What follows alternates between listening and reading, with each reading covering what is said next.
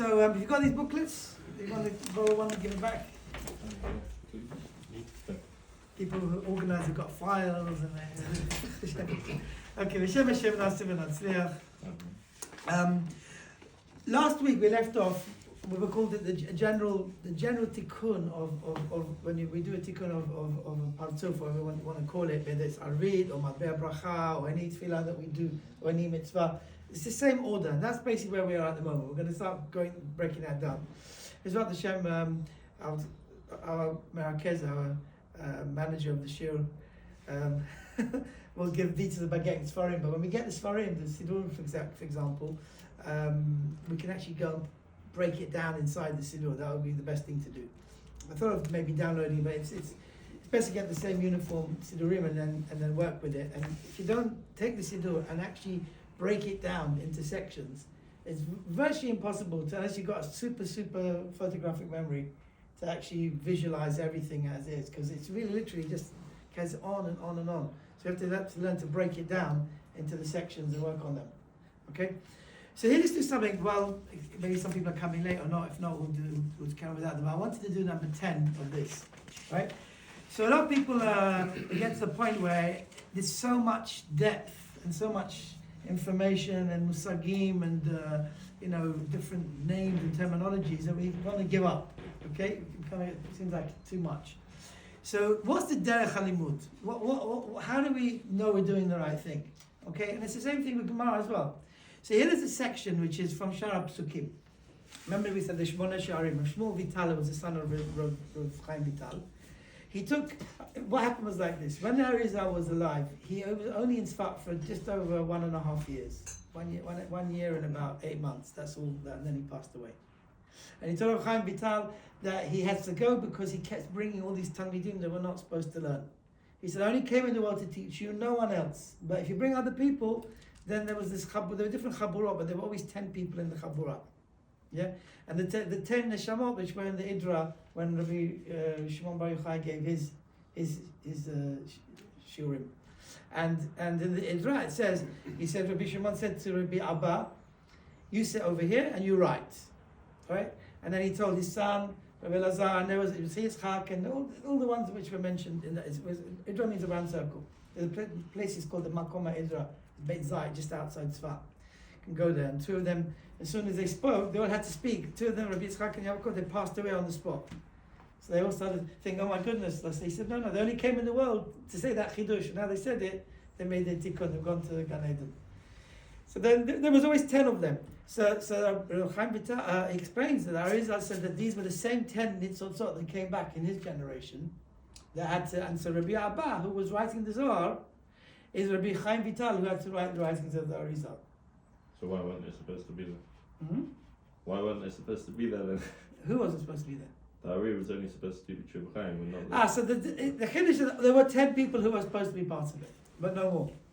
And in the end, he brought other people. In fact, there was like 80 Batim Midrashim over there, and there were Chachmim like Rav Moshe Alshek and Maran Shulchan Aruch and people of that caliber, and they wanted to come and learn, and they didn't. And then what happened was the ones that did learn, they only understood some of it, and they wrote down notes. This is the reason why I'm saying this. So what happened was in the end he said, "No, it's too late because you didn't listen to me," and he was niftar. Rav Chaim wasn't next to him when he passed away. He came afterwards. So after that, there was a tzivui. The Rav Chaim Vital was very upset and everything, and he all his life he was basically in depression because of it. He used to go through all these books. Sefer Chizionot says he went to sheikhs and to witches, and he asked them to bring the Arizal back and ask him what he is and what he's saying. And every time he would say the same thing: go to Damascus and bring the community into Shuvah and keep on learning and bring out the books, write them out. And he said every time he said, as long as he's not doing it, he doesn't want to see him. He's angry with him. Like, this is after he was niftar. This is a common theme. So what happened was Rav Chaim Vital said, I can't publish the books because I have to wait for all those people who wrote their notes for them to publish their books with all the mistakes in it, so it'll come in the world, and then we can bring out the real stuff. And that took a whole generation, literally, till his son did them, Rav Shmuel Vital. So we've got like Sefer Kavanot, which is when the Mahadura came up, which was from before the first round that Seder Rav Chaim Vital did. and that's not. It's got problems in it. He put it in Geniza, and then eventually fixed it. So from those writings, right, Rav Shmuel Vital made the Shmona Sha'arim. So the Shah Kavanot, Shah Gilgulim, Shah Psukim, right, Shah Ma'ameh Rashbi, Shah Razal, Shah Gilgulim. These are the eight Sha'arim, okay, Shah Damot. And then these eight this makes the whole of Etz Chaim, the way Rav Shmuel Vital brought it down. In later generations, they took those and all the other writings. There was Mahadura Kama, which did get, one day the Rav Chaim Vital was ill, and when he was ill, these people came and convinced his wife, and they gave money that they should be able to copy 600 pages, the Torah Ne'arot. They brought 100 Sofrim, they made 100 copies of these 100 pages, and they sent them to Europe. So a lot of the Kabbalah that we have from the Ari came through Europe. And the early Sfarim, which were called the Mahadura Kama, had different names to what we have today. Right? So the Yaakov, all the names were not, Shel Abraham, the different names of Sfarim, Abama, Shekel, we wouldn't know, they're not famous names, right? But they were basically the Mahadura Kama. So when you open Etz Chaim, Etz Chaim of the Arizal, which was originally called Nof Etz Chaim, is made of Hamishim She'arim, the 80 different sections to it. And it's a compilation of different Sfarim that were put together under subject matters. And it was written by Rav Meir Papiras. He wrote the Sefer. So sometimes you read something, it says Mahadura Kama, and then it goes back over the whole Inyan again. It's Mahadura Tinyana, Mahadura Batra. There's 3 different Mahadurot, editions of it. And it's all in the same book, in the order of the subject matters.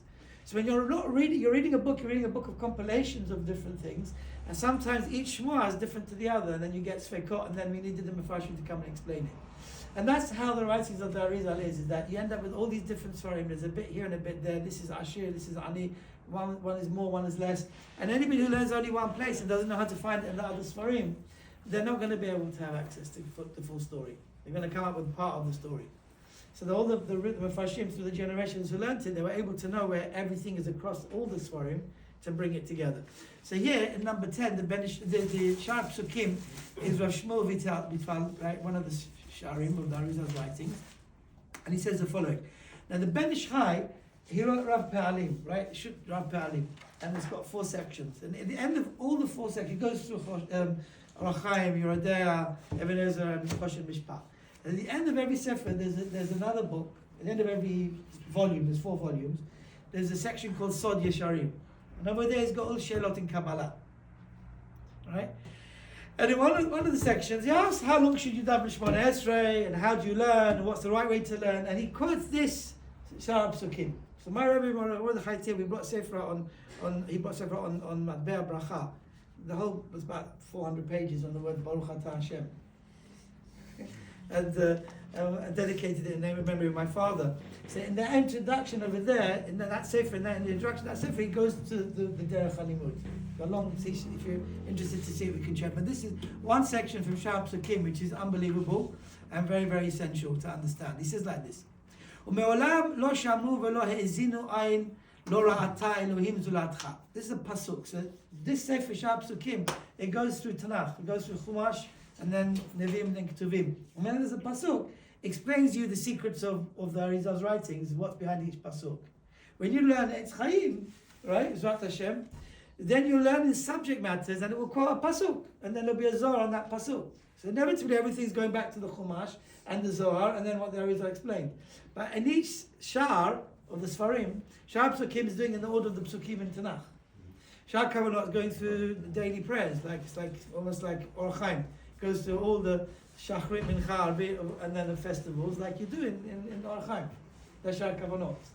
Right? Shar Gilgulim is everything there is a row in the order of understanding how Gilgulim from Adam Rishon until the Mashiach. So each Shar that we learn is written in a system of whatever these 8 things, these 8 areas are, different domains, right? So here the Arizal explained to us in Shar Psukim what this pasuk means, right? It says no one ever heard, but nobody ever didn't hear and didn't listen. Eyes that never saw, only Hashem, Elohim Zulatcha, right?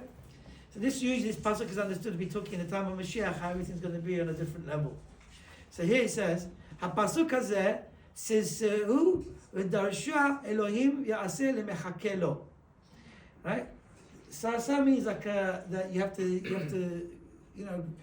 you have to bring it out, right? And you have to push it this way and that way until you get to the understanding of what it's all about. And it's telling you what Hashem does to the one who waits. Those who anticipate Hashem, what is in store for them in the end. So even in the Pshat, it means eventually when you get time of Mashiach, it says right, so there the Rav Shaul Doeg explains there'll be a time where the Chazir will not be Tameh anymore, will be Kasher. Right? And the people who are Zoche to do all the Kavanot, the Tikkunim in this world, Bizman Hazeh, they're doing the Achor. So when they'll come to the time of the Panim, they'll be on a higher level. But the people who haven't yet come back to Tshuva, or they haven't yet quite been able to Zoche to learn Sod, so when that time will come and they'll see the Emet, then they'll wake up, they'll always be lagging behind. So, but the ones on the highest level, it says they're compared to the ones that on the lower levels, Ayin Lorata. You can't imagine what they're going to be Zoche to. Right? But here is explaining the same pasuk in regard to Limud Torah, how to learn Torah. Ayin Lorata Elohim Zulatcha. Only Hashem knows. No Ayin could perceive what it is except for Hashem.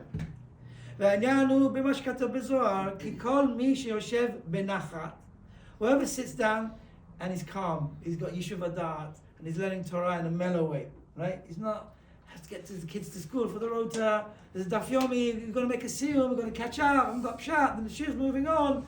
Yeah, blah, blah, blah, blah, blah, blah. So he's basically only doing half the job. He's never really finishing a sugya, because there's always something hanging that's not complete. You're making a seal on the pages, but not on the understanding of what's in the pages. Yeah, and that's the problem. Yeah, so the person learns benachat umechakeh, and he waits. V'diyek lehavin kol milah umilah deoraita al tikuna. Means Hashem knows the truth. Anyone else in the room is not going to know whether I understood the pshat or I didn't understand the pshat. Okay? But if I sit down and say to myself, Hashem, I know I didn't understand it. I need to spend another 5 minutes, another hour, another day. Right? This week, I work on a kavanah for 2 solid days, and it's just one tiny kavanah at the end of the Yancha. You can't imagine by waiting how much doors open up and doors open up. One day, Rav Yehuda Ftaya was talking to a ruach, and in a conversation with the ruach, he said, "Can you ask them in Shemaim, when am I going to get pshat in this? It's the tzelem. There's a tzadik lamed mem. These tzelamim with the esisfirot. Which way round it goes, backwards or forwards?" He goes, "For 10 years, I'm trying to get pshat. When am I going to get the answer? Can you ask them in Shemaim when it's going to be?" So the ruach then came back and said to him, "On Friday night this week, after you make kiddush and you're going to go to your learning, you're going to get pshat." And he did, and he wrote it in Lechem Yehuda, pshat, how he understood it. Like the time came from Shemaim. There's a time of the Shemaim. The Chasam Sofer has got tshuva. Rav Hillel and Rav Yashiv Ayam, I think in the second volume, explains the pisuk, the psak halacha of the Arizal. All the Klal Yisrael follow the Arizal. No, it's a fact. All the Klal Yisrael follow the Arizal. Hasidim changed Minhag Ashkenaz to Arizal. The Ashkenaz, when it comes to Hashkafa, Paskin, that whatever the Arizal said is the Mitziyut, that's what we follow. There's no such thing as a Mitziyut that's not according to the Arizal. Yeah, and of course, as far as they're also the same. In fact, Rav Avadi writes in Chavedat, Mechelek Piyamud, about Tzitzit. He holds that Tzitzit should be in. So I'm not arguing about it, I'm not going into it.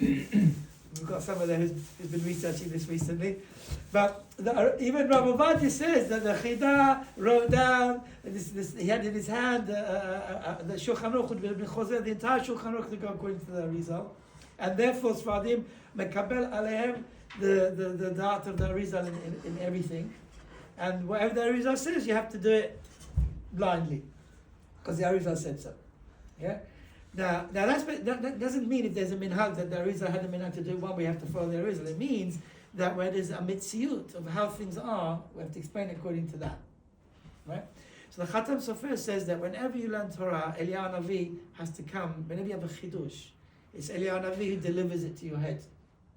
So the Arizal, he learned with Eliyahu Navi for 7 years, Peh, yeah, on the rivers of the Nile.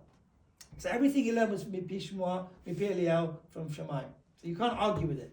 So Chasam Sofer says in Paskins that's why we have to follow the Arizal, because he was behakitz, he was awake with Eliyahu Navi, learning with him. There are many people who had Gilu Eliyahu Navi through the generations, and the Chasam Sofer says, and every time you have a chidush is Gilu Eliyahu. It's not, all of us have had Gilu Eliyahu. It's not to the same clarity that the way the Arizal had it.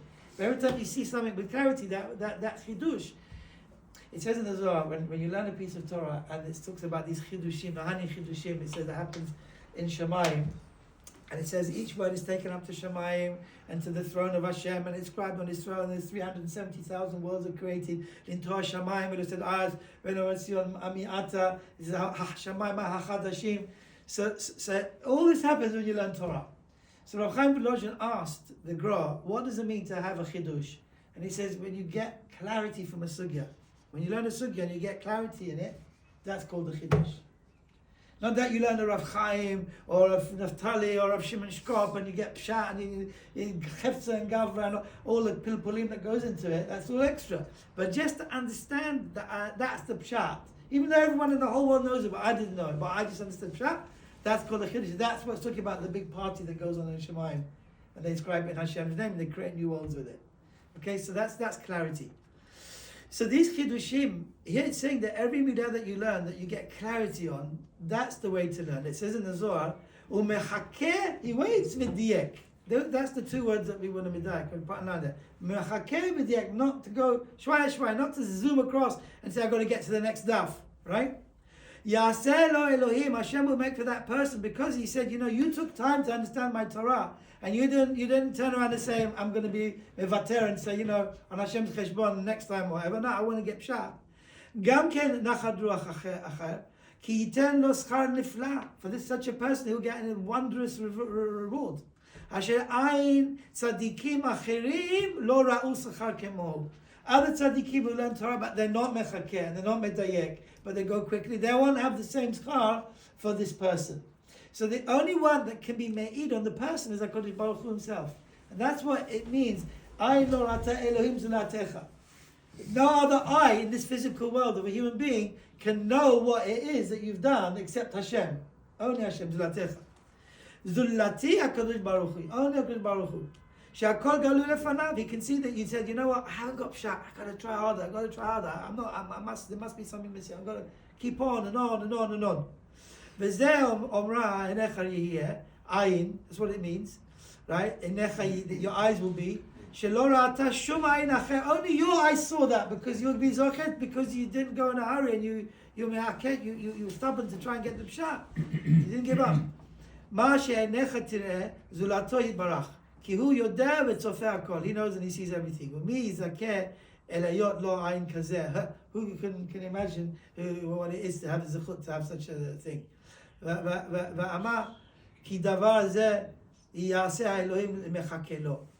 think it might be the emet. I'm not sure if this amma is, or this makes sense to me. It could be there should be emet, and they typed it in wrong in the computer program, right? So it says ki davar ze yaseh Elohim lemechakeh lo, one who waits for Hashem. What does it mean to wait for Hashem? To wait to get pshat, not to be in a hurry. I can't tell you how important this is. Like, the zechut for everything in this limud is to say, I've got to be slowly. Not. There's this famous story. There was somebody wrote a letter to Rogachover, and he said, "I'm waiting for me. My chavrus have been learning this Tosfos for a year. We can't get pshat in it. We really have to move on. We don't know what to do." So he said, "Well, the answer to that Tosfot is actually in the next Tosfot. Just read the next Tosfot. This explains it."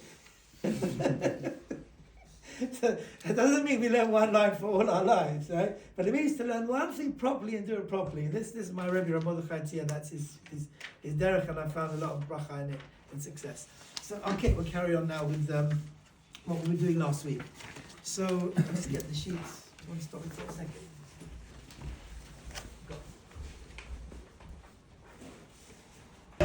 Now Shalom Chaf Gimel, just over here this page. Here. Anybody want to read it next time? Most of you. Okay, so we explained last week that this is a phenomenal explanation of the Rashash, right? That in one paragraph, literally just one paragraph, explains the entire Seder of the tikkun that we have to do in any tefillah or mitzvah or bracha or anything like that. And so what we want to do is to take time now, follow the words of Shar Psukim, and go slowly and understand what these 13 different stages are. Right? I put them into 13 stages because I broke it down to each thing that's being said. Right? And each thing is a separate section. So really what we want to do now is to take the Siddur of the Rashash and to actually divide them, put lines and boxes and say, I've done that in the Siddur, which the Rashash will publish it, that we actually goes through the prayer. You can say this is number 1, this is number 2, number 3, we get all the 13 parts to it. And get familiarize ourselves with these 13 parts, because this is what Chazal wanted, this is what they wanted us to understand, that's this how this Chokhmah works. That there's 13 different avodot that are being done in every tefillah. Right? There's thousands of things that are being done. Every kavanah is something else. But you have to put them into headings, general headings of 13 different parts. Okay? So the first one is called the Kabbalat Mochin. So we've been setting up the Birurim, the Rafach, we explained in the first weeks. We're setting them up, and they go up through the Hechalot. And when we started Arvit, as we've already mentioned the last few weeks, they were in the bottom of the Olam HaBriah. And then we took them up through the Kaddish into Olam HaBriah. And then we went through Yisod Malchut de Briah, and then we got to Chesed de Briah, and that's where Shema takes place, right? And the first Mochin that actually brought down, the first Hamshachah of the Tikkun is Nechad of Shema. Although Shema Yisrael, Hashem Elokeinu Hashem is also really a Hamshachah, but we call that was the Yenikah. But the real avodah is to get to what's called the Gadlut. The Yenikah is a lower stage. The real avodah begins, we get to Echad, and in Echad of Shema, we're bringing down, we said the Vak the Gadlut. That means we've got Chabad, Chagat, and Nai. And the bottom is called the Vak, right? And that needs to go down into Zah. And Zah also has 3 stages, 1, 2, and 3, right? So the top 2 are called the Kelim. Make them look like in my Siddur.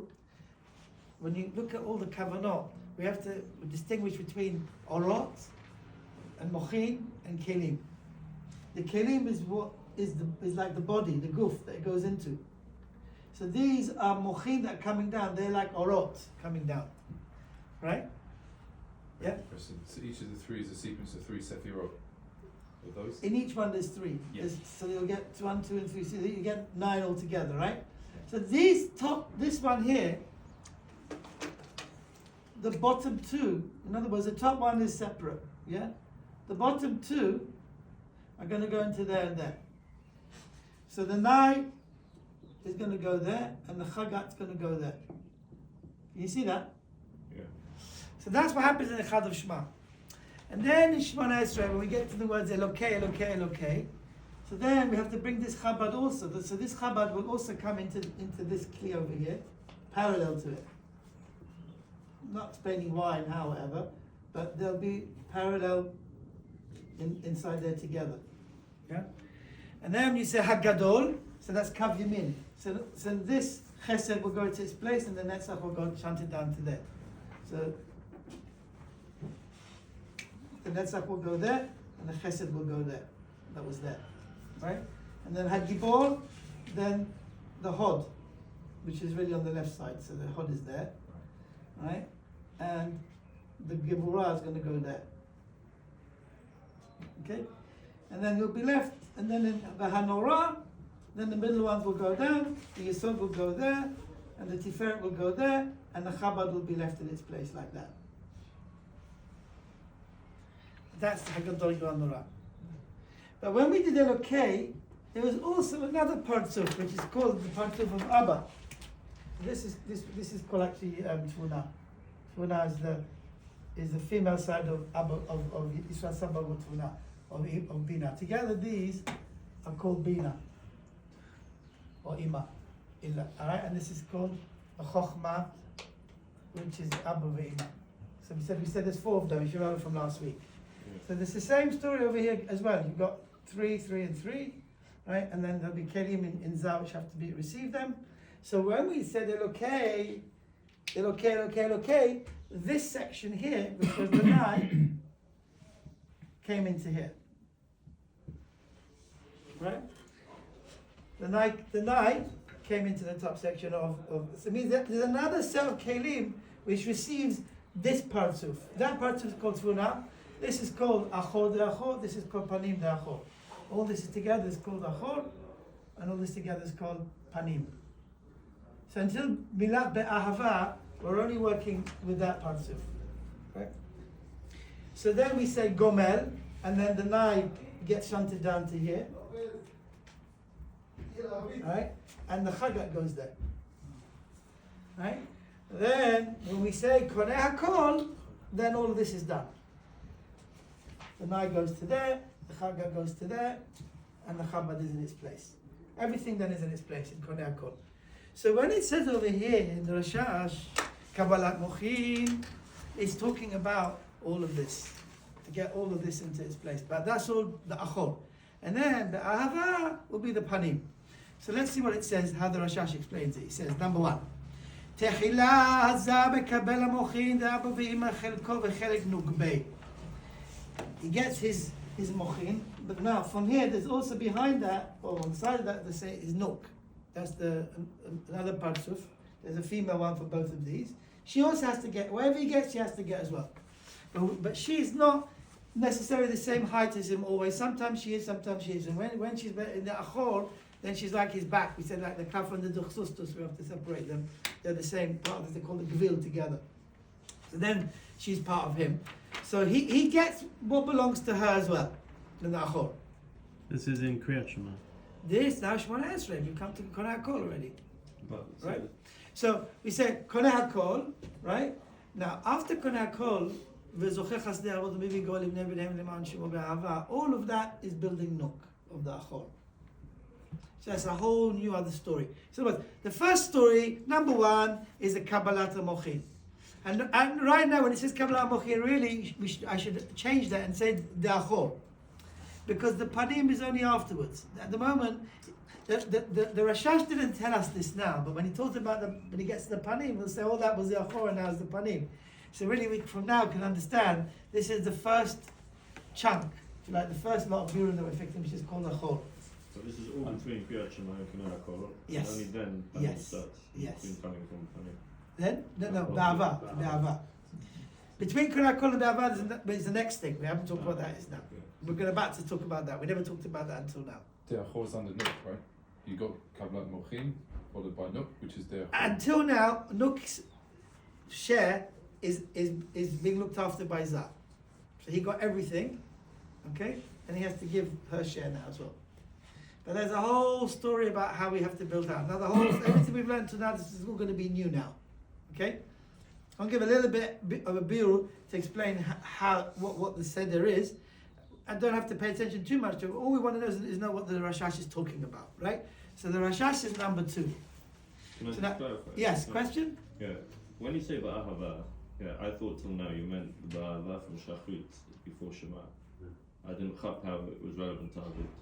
Now you're saying Ba'ahava means the Ba'ahava of Shemona Esrei. Right. But till now you've said that between Shema and Koneh HaKol, this is all called the Kavanot of Ahava. Why is it the Kavanah? No, you're mixing two things up. In the first shiur that we had, we explained that there's certain places where you have to have kavanah for Arba Mitot Be'edin and to take up the Rafach, right? And we said that was in Echad of Shema and Be'ahava of Shemona Esrei. And we read the Ben Ish Chai to show the two places where he talks about it. Right? And why are those two places? Because in Echad of Shema is the Achor and the Be'ahava of Shemona Esrei is the Panim. That's one story, okay? So we're heading towards Ba'ava and Shemona Esrei after all these weeks. Okay. Aside from that, there's Hechal Ahava de Bria, where Shema takes place, Right. and that's in Ahavat Olam. That's a different story. Right. Yeah, but That's just a place. That's Ahava. Yeah, it's a different Ba'ava. It's a different idea. It's a different concept.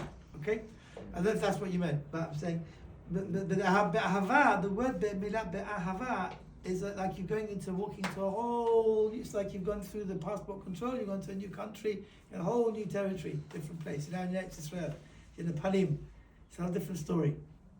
Okay?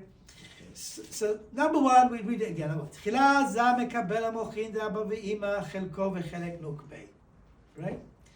Now it's not all of the mochin of Abba Ve'ima, it's only the Abba Ve'ima which is called the Achor of Abba Ve'ima, which is called Yasut. We're going to have to say this again and again until we get familiarized that Yasut really means Yisrael Saba Utvuna, which really means together, jointly, one's called the Ima. This whole section is called Ima, or Bina. Bina and Ima is the same, Chochma and Abba is the same. But there's also Abba Ve'ima Illa'in, right? Just qualify that, which is another story. So that's the panim. Again, you've got ach the panim, and then panim the panim. Right? So this whole thing has to be done like that again. So there's 4 times that happens. Yeah. So now we have got to the words Koneh HaKol, and what we've done is brought down all the mochin of Yasut, Yasut, Tfuna and Yashas and Tfuna. Right. I put Yid Sfirot. It's not really Yid Sfirot. It should be Yisrael Saba. Because it could be, you could read it as Sefirot. Yashas is usually how we say Yud Shin Samach, right? So Yisrael Saba and Tfuna. Okay? This is what we have to keep on remembering and remembering. So until now we got to Koneh HaKol, we've done this. Okay? Now, all of this is Zah. We have to now build Nuk. Okay? So Nuk means, that means all of these Eshes Fiot that come down, Zah gets his portion, but there's another portion that goes to Nuk. We refer to that as Ma and Ben, which is another story. In the Melachim that fell down, there was male ones and there was female ones. Right? There was 6 which were male and there was 1 which was female. Mahatabel, right? So we have to, and how that all breaks down, that you've got within that. I won't go into it right now. When we do Shema properly, but actually we'll come back to it. But for now, as far as we're concerned, there's something there's orot which is mochin, which means the chiyut, the life force is going to end up the orot which come down, right? By the way, in Shaka, in Etz Chaim, it always says that whenever you mention Yud Sfirot, the word Sfirot, it means the kelim. It doesn't mean the orot. It means the kelim. It's a kli, and it all goes inside it.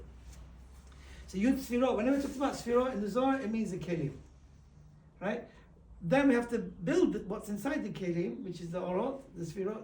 That's not really called Sfirot. That's usually called orot. Okay, so again, for me, we're familiarized with these terminology. So okay? what is the Nai, the Kali, or the? There's 2 different things. As I'm trying to explain to you, we had the kelim, but we didn't have the orot to put the orot inside them. So the orot is the Nai and.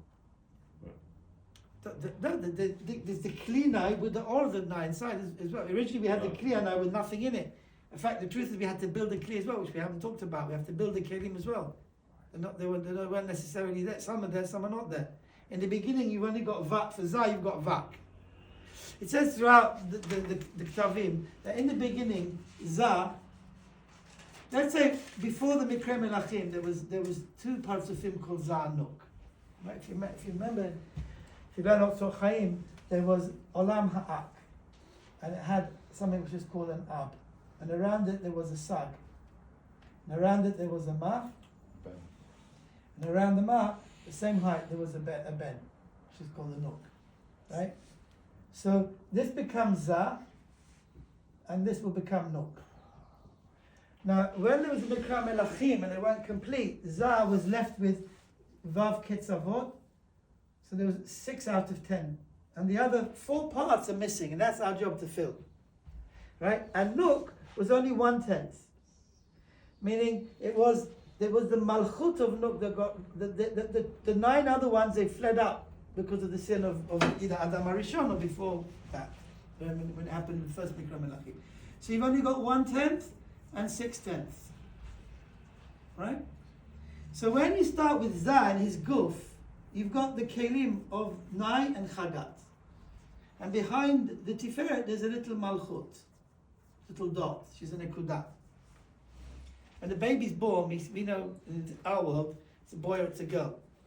In the Olamot, it's a boy and a girl together. So when you write Tefillin, so the first yud of the Tefillin, right? The Kotza yud is the Keter. Right? The Yud itself is the Chokhmah. And then you've got, I don't want to put Hashem's name, so I'm not going to do a full Hey, but this is, imagine this is, well, I have to show you what it is, so let me just put something in between it. So this is going to be the Hey, right? So this Hey is going to be the Bina, right? And then the Vav is the six Shisha Ketzavot, is that. And the final Hey is the Nuk, is the Shechina, is Rachel. Right? That's a Yud Ke Vav Ke. You understand? You've got a letter Yud. So you've got the Kotza Yud, this is called the Keter. And then the actual Yud is the Chokhmah. And then the Bina, and then Vak, and then Nuk. Now when the Sofer writes it, there's a way to write it as if the world is actually creating it. So in the beginning you've got Yud and K. So when you've got Yud and K, so you've got Chokhmah and Bina, right?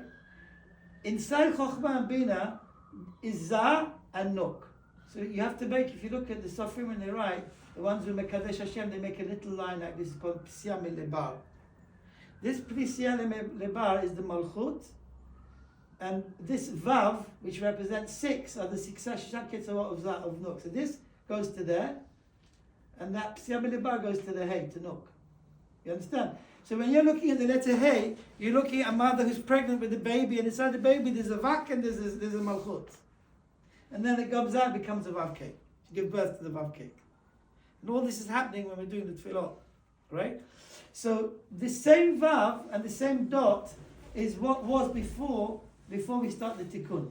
So Zah already actually had this and this. How does it turn from this and this and you get a whole extra level? Well, just build another level. How the construction works, you've got the foundations, just make another floor, right? Doesn't work like that. Doesn't work like that. You have to restructure these in such a way that parts of it go to one, another part goes down, and you have to bring down new things, you have to stretch it.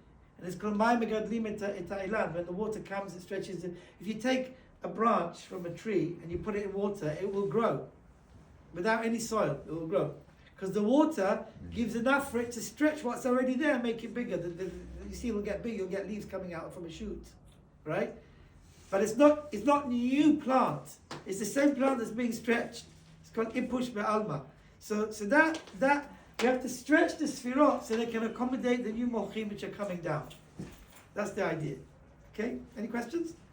Just clarifying. So Zah has Nai already in it, and the top. No, it doesn't have anything in it. The Kelim are empty. Whatever. Look. We have 6 tenths. We have 6 tenths. You're right. There is, but what's there has to be redistributed. It's not enough to make the 10. You're right. In theory, you're right. Okay. Right? In amounts, you're right. But in order to create this night to be complete, it doesn't even come down over here. If you want something, it only comes down in Modim. It stays over there. Only the oil comes down. Later on, the whole thing comes down. In the time of the Beit HaMikdash, it would come down. It was like that all day long. In our times, it can't come down. Only on Shabbat. Okay. So there's so many details. But look, Pashto we learned today is that until Konakol, Zah was complete. Right? So we talked about Zah. Zah being complete. Now, we're not going to get to Be'ahava yet. So let's forget about the Panim. Okay? There's no Panim. Now we want to talk about Nuk. Hold that. Take this out for a minute and say, all this is Zah. We have to now build Nuk. Right? So where is Nuk? Nuk is between the Tiferet and the Yesod, somewhere like that, in the back of Zah. So look, now we've got 2 different partsufim of Zah. So let's just take one of them and call it Zah. Right? So this is the Guf of Zah. Right? Whenever we get to the Yesod, which is the last third, which is say here, right? It's like a mikvah. There's something called hashaka. You know hashaka is? The water goes through a pipe and it goes across. So Nuk actually is here. She's up to the height of his knife. Sometimes she gets even a higher place. But that's the real Nuk when she becomes a partzuf of herself. Until you get to Be'ahava, where we said last week, it's Be'achor. That means there's pachad min hachitzonim, and therefore she can't yet have her own partzuf. So she's part of his partzuf, and she's only like a he'ara. But wherever Zah is, through his back, she's like do partzufim back to back. Achov hakedu satani. So in the beginning, Za and Nuk are like one guf. So before you get to her parasut being built, it's like an extension like that goes like this. And that's where she is. That's the Nuk. That's Nuk. Right? Now what we have to do is we have to take this one dot here, this one malchut, and turn it into a whole partsuf of 10 sfirot. And if we want to know what they doesn't really look like that, that's only a tabulation of an idea to structure what the bechinot are. But the actual way we have to understand it is 10 sfirot with 10 sfirot inside it. So there's 10 sfirot, they're like 10 columns of sfirot, 10 of these, going like this. Now when we talk about that, it doesn't really matter what it looks like because it doesn't bother us, right? We don't have to say that each one of them's got 10 in it because the way we do it is all in go in one go. But the story of Nuk is another story. Okay? So again, we've got to Konei Hakol, we've done all the mochin of the Achol for that. But after that, the tefillah carries on, right? Konei Hakol, V'zocher. So even before Konei Hakol, when we said the words Tovim, right? Chasadim Tovim, and then at the end of Konei Hakol, and then Gomer Chasadim Tovim, Konei Hakol, Zocher Chasadei Avot, the Mivi Goel. We have to understand what happens over there. Something very, very interesting happens.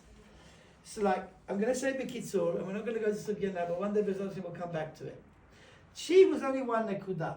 That nekuda is called Rachel. And that's the nekuda, which is really the keter within this malchut that we said is 1/10. Actually, it's only 1/10 of that, so it's only actually 1/100. It's only the keter of that malchut that she was left with.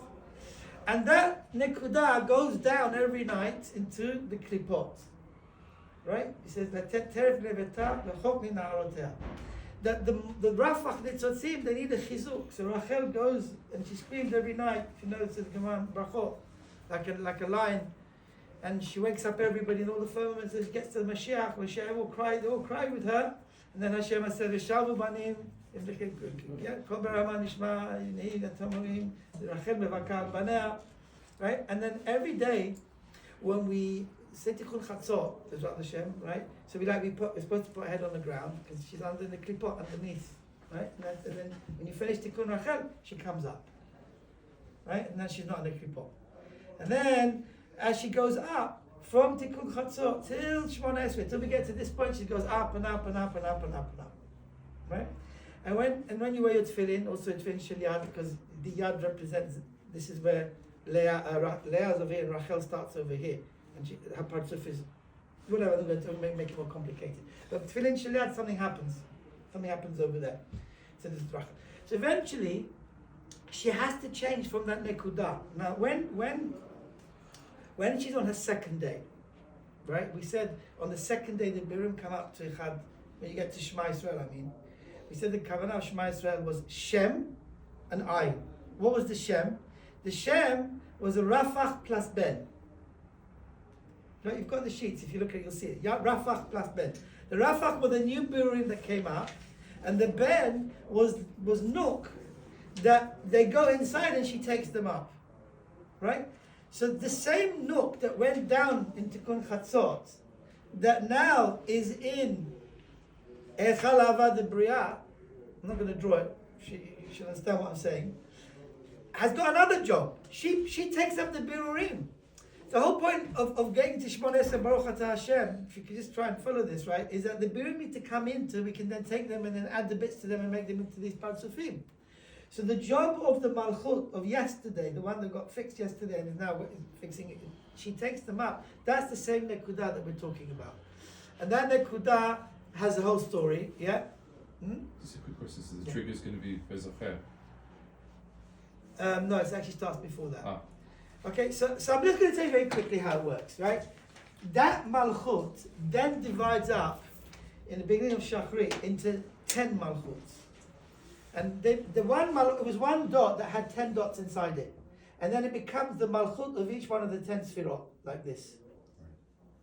So now she's got 1/10 of what she eventually needs, right? And we have to add on 9 to each one of these.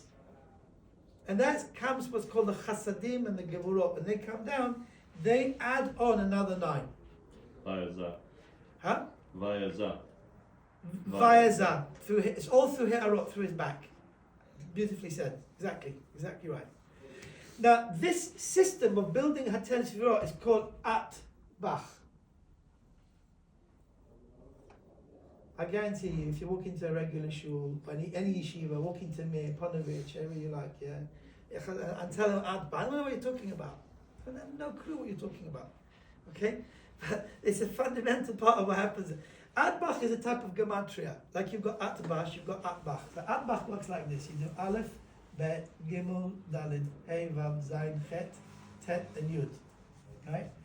But you don't do Yud. Yud is in the next section. So what happens is, I can make it look a little more clear than that. I wasn't good. Do it like this. You've got At and Bach and Gaz and Du and then Zayin and Gimel. No, didn't do that right. Hey and Hey is a question what happens. So let's leave Hey by itself. Then you've got Zayin and Gimel. We've done already. That's it. Do. It's up to Do. Leave Hey. Leave the Hey out of it for now. Okay? Here's another story. So this is how it works. At Bach. They all add up to 10. Right? Because basically we've taken the two halves of 1 to 10 and split them and made them into pairs. Okay? So at Bach. So you've got 1 and you add on 9. 2 you add on 8. 3 you add on 7. And 4 you add on 6. Okay? So if you understood what was going on over here, At is an Iman Shimon Be'ava. Bach is Gomer Chasadim. Gaz is also Gomer Chasadim, and Du is Du B'Da'at, which is when she gets a Da'at, which is in Konei HaKol. Okay? And these are all the units, right? Then you've got the tens, which is maybe Go Livnei B'Nehem. So then you have to do them, it goes in another system. You go from Yud to Tzadi, Yatz, and then Kaf, right? And then Lamed goes with Ayn, La. Right? And you'll get all the tens. You understand what I'm saying? And then eventually you get the hundreds as well. Right? Kuf, Resh, there's a way of you don't know what I'm saying. But you see over here, this is 10 in Gematria, and this is 90. So you get 100. Each one will add up to 100. Understand? So that's how you do it. And actually what it is this is basically Chabad, this is Chagat, and this is Nai of Nuk. So in those words, you have to divide them up. Gomer, Chasadim, Tovim, Chasadim, Tovim, Konei HaKol is up to Do. And then Gomer, Chasadim, Konei HaKol, Zocher, Chasdei Avot is the next. And maybe Goel, Livnei B'Nehem. B'nei, one is Nevi'im, one is B'nei Nevi'im, so basically that's understand there's a system. Why is there 4 in each? Should there not be 3? Because I left out Hey, that's why. No, it works like that because this one is done in Iman Shimon. These two are done in Gomer, in Chasadim Tovim, you do both of them. This one is done in Konei HaKol. No, I mean, was if this it's is Leman Shimon afterwards. if it's No, parallel. this is done last. The At is the Keter, so it's done last. So this is Keter, okay. this is Chochmah, this is Bina, this is Da'at, then you've got Chagat, and then you've got Nai. This is how we do it, right? So this is Umevi Goel,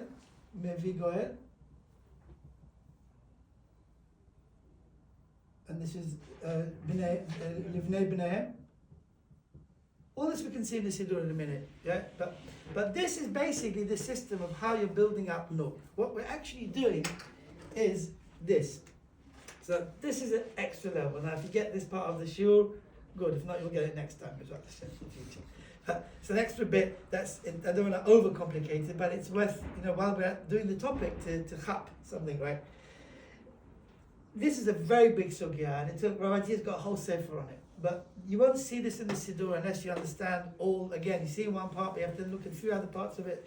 Mevo Sharim and Sha'ak Damot and different places. Eventually you pick up the whole picture and realize there's 2 systems that are going on in developing these 10 sefirot. In the end, we want to get 10 to each one, right? So you're going to have the Keter. All this is going to be the sefirot of Nuk.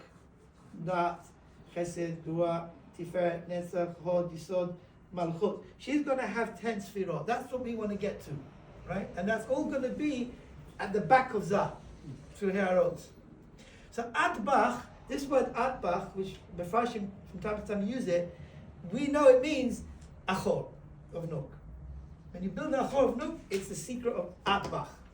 And you know, all of this happens when you go to the Mikveh of Shavuot, because in the whole of the 7 weeks of the Sfirat HaOmer, according to the way Rabbi Shaul shows us from Rashash, we're only dealing with Zah. Every day we bring down another Bechin of Zah, but there we divide it into 50, because it's 7 out of the 10, the last 3 are done on Shavuot night. And then when we finish the limud of all the learning of Shavuot night, which brings down the 9 and the Keter, and you've got all of Zah, now you have to give it to Nuk, Be'achor, which is Atbach. So you have to go in the mikvah, build up this, till you build up, then you can give him his Keter, and give her Keter, and that final Bechina at the end of the whole thing is called the Keter, the Shach HaMishim, which is the 50th gate after the 49 days of the Omer. You can only do that after you've done the Achor, but you can't go to the Panim yet. The Panim is actually going to be Shemona Esrei when you get to do it Be'avav Shemona Esrei onwards. That's going to be the Panim. So this is the end of the Sfirat HaOmer, it's all in the Achor. What's that Bach got to do with it? Why? What? We understand, you're bringing Chagat and Nai. Yeah. What's it got to do with that Bach? Why do you need that Bach to understand it? I'm going to show you now. So in every single one of this Sfirot, we know in one place in Etz Chaim, and it's what it says in the Siddur, there's only 1/10 of a Sfirah, which is called the Nekudah. It's called a Nekudat HaMalchut. Because she was a Nekudah when she went down. When she goes down, every time she goes back, she loses all the 9 pieces. But put it this way, it says in Etz Chaim that to understand how the Tikkun works, you've got Ikar and Tosefet. The Ikar is what it was when the world began after the Mikra Melachim. That's the Ikar. That means that's always there, never gets lost. For the person that has to do an Avera, from Zah, 4 Bechinot will disappear because they're scared of the Avera, and 6 will remain. That's called, then goes back to Zman Kapnut. But from Nuk, 9 Bechinot, the Tas, the Tetzvirot Elionot disappear, and she's only left with the Malchut. Right? And we have to, each time do a tikkun, we have to bring the 4 Bechinot of Zah to make him into 10, and then her 9 as well. So really, she only always begins with 1 Nekudah. Right? Then we take that 1 Nekudah and say, in that Nekudah, actually there's 10 Nekudot, and each one of them is going to eventually become the Malchut. Right? So first thing we do, we have to turn that. So we say the words before Konei HaKol, in Chasadim Tovim, there's a Kavanah over there, that at that point, right, we turn that 1 Nekudah into 10 Nekudot. Right? Now we have to add 9 in each one. So Lamaisa, we're always going to be adding 9. Right? But the ones who are called the gourmet Hagdalah, the ones that are going to cause, you know, when you build a building, it's Ramatia's example. One year was saying this every year, right? When you build a building, you've got the material that actually physically builds it, and then you've got the builders who build it, the workmen, right? So the ones who build it are called the gourmet Hagdalah. But the actual binyan itself is adding the 9. So we have to always add on 9. The actual bricks and mortar we're putting in is 9 missing sfirot for each one. But when it comes to talk about the ones that are causing it to happen, and we're not going to talk about who they are, it's complicated. In each one of these sfirot, each has got a story, right? And it turns out that in the first one, Keter, we call Keter At, right? That means there was 1, and the ones who have to build it are 9. The 9 agents that have to add on the other 9 parts. The 9 agents that add on the other parts, right? Whereas when you do Chokhmah, which is Bach, right? You've got only 1 Nekudah there, but we say it's like 2 were already there, and there's 8 agents that have to bring the rest. So there's 8 agents to bring the actual 9. And that's why it's called Bach, right? And then when it comes to... When you say agent, you mean Melachim are doing the work? The gourmet Melachim, the ones who are the builders. Right? There's different, we've actually got Bechinot, which are already there. And because they're there, it makes the job easier. And so when we go through each row, we have to see who those agents are and why they're considered to be in the minyan. There's a minyan. So as we go through it, all the ones on this side is what's already the ones that are building it. Right? So Chokhmah, 2 are building it. In Bina, there's 3 building it. In Da'at, this dot, which is in Konei Kol, there's 4 already there, we have to add on another 6. But that's not what you're actually adding on. What you're adding on is 9. But there's 6 Gormim who are adding on the 9.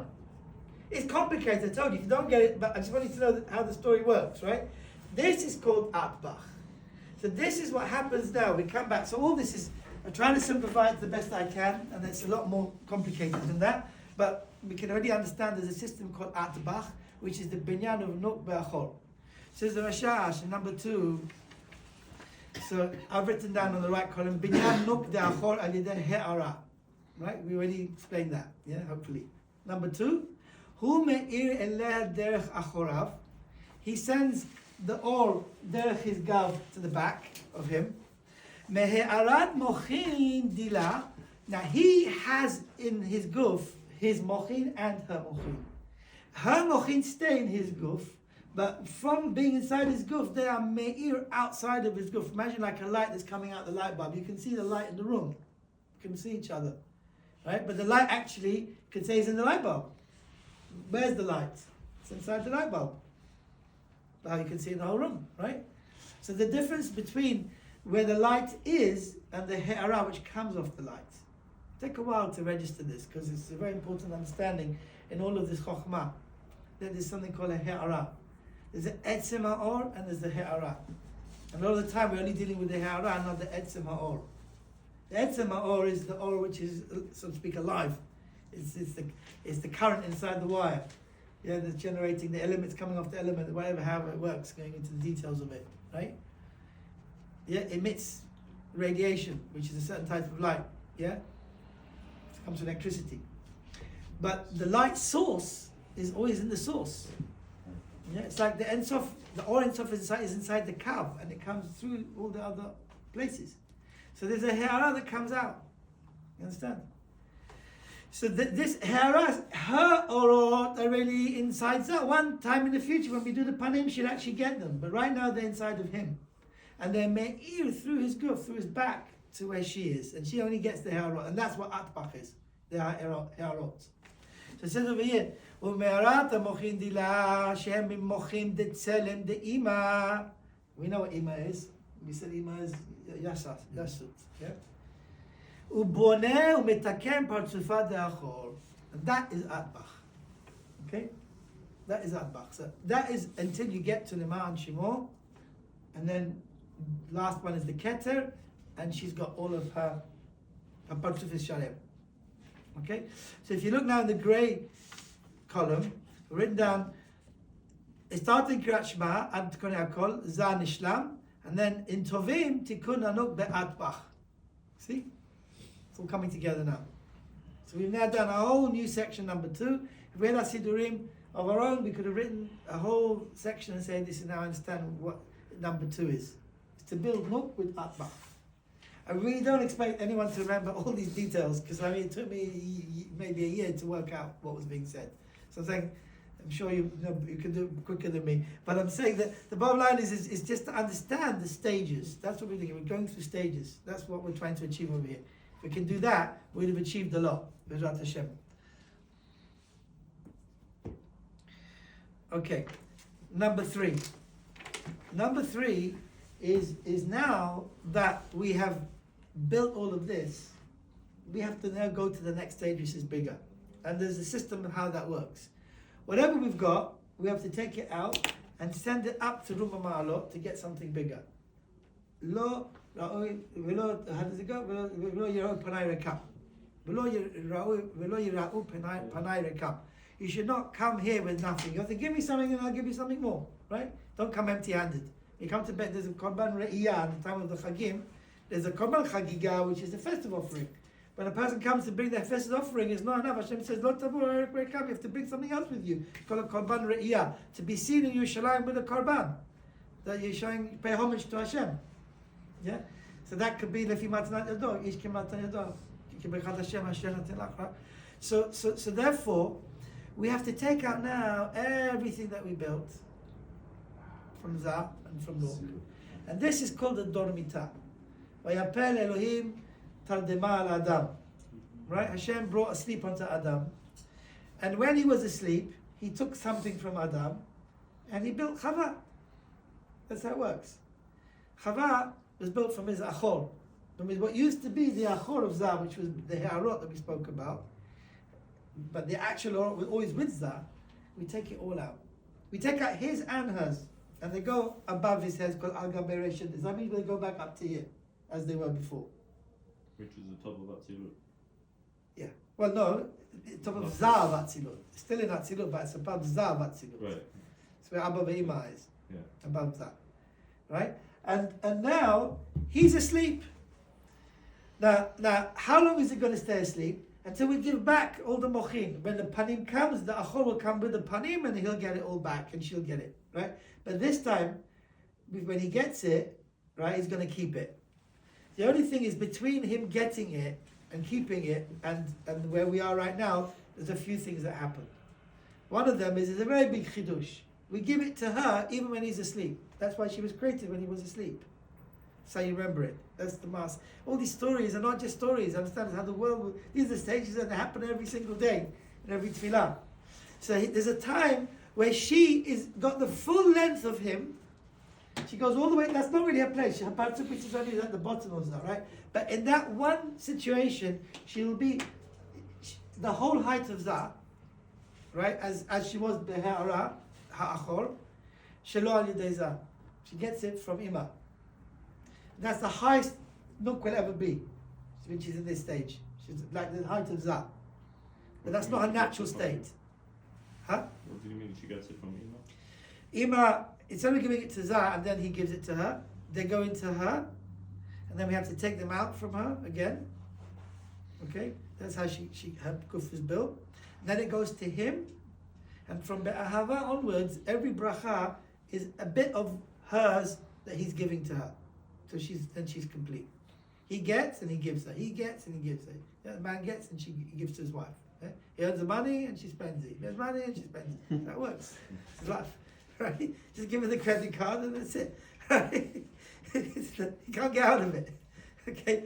Whatever he's in the panim, she's in the achor. It's sometimes like that. Whatever mood you had today, you come home, you see your wife the next day has got the same mood that you had yesterday. Right? It's the whole system to this. Right? Wherever she's aspakla de lad me'ahara. That means she's like a mirror. It reflects you, us. And even when we know it, we still don't. We forget. Okay, so we smile, she'll smile. You don't smile, it's a reflection. I had time. I'll tell you a story. Unbelievable. Kamaim panim and panim. It's exactly as you give. That's what she shines back. Okay. So now number 3 it says, אחר כך מסתלקים כל המוחין מהזה למעלה, and that's called the dormita. Oh wow, we're over the time. Okay, so I'm going to run through the other ones so you get a sense of what it is very quickly, and we'll end up. Yeah, huh? It's one word, dormita. Dormita, yeah. Yeah. So now, understand that the entire Aseret Mechuvah, Zah is asleep. It takes 10 days to do in 10 separate stages. So the whole of, yeah? And the time of Mordechai, and Esther, they were in the Dormita. And Haman Harasha, he told Achashverosh, who was also Mechashef, and Zeresh, they should go and kill the Jews while there's the Dormita, because in a second they're going to wake up with the Panim, and there'll be no Tekuma. You should now do it while they can.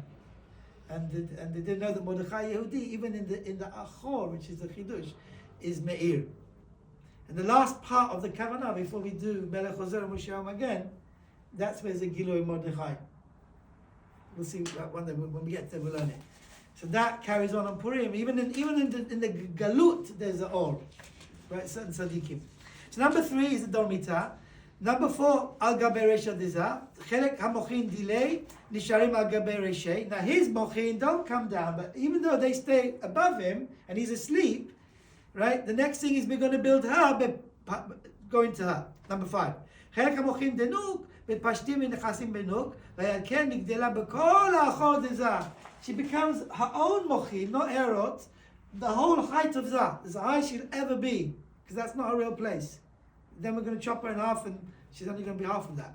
This is called the Makom of Rachel and Leah together. They're like one parsuf. Then there's the Nesirah number 6, where we saw them in half.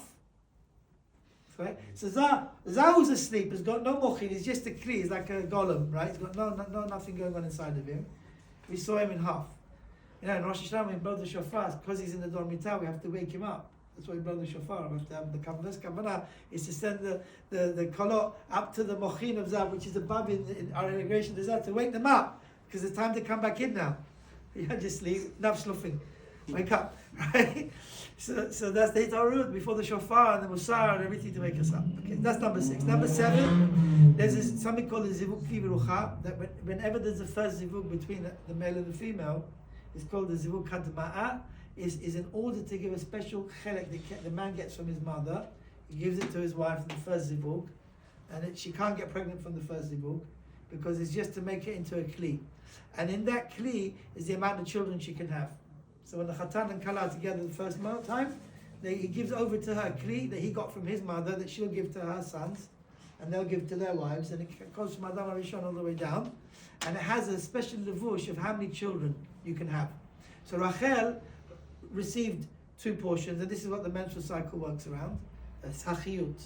He actually already gave it to her in Shamayim, but physically in this world, it's when they first get married the first time. Yeah?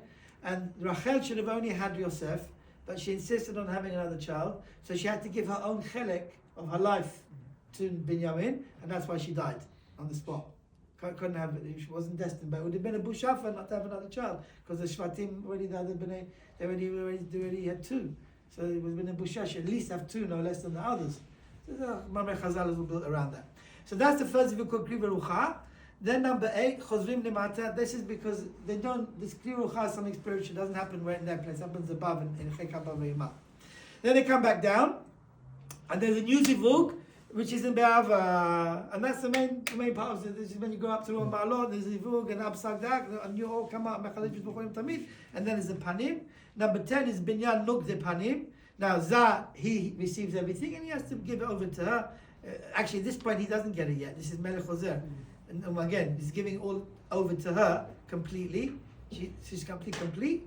And then you take it away from him, number 11. Number 12 is Gadlut Zab Binyan Nuk. That's the end of the bracha, and he has to give it to kim'a, shwaya, every bracha, a little bit, until you finish Shmona Esrei. And then in number 13, we've got 3 massive things all lumped into one. Says the Rashash, like these are, each one is weeks of learning, right? Zivug, Tipa, and Holada.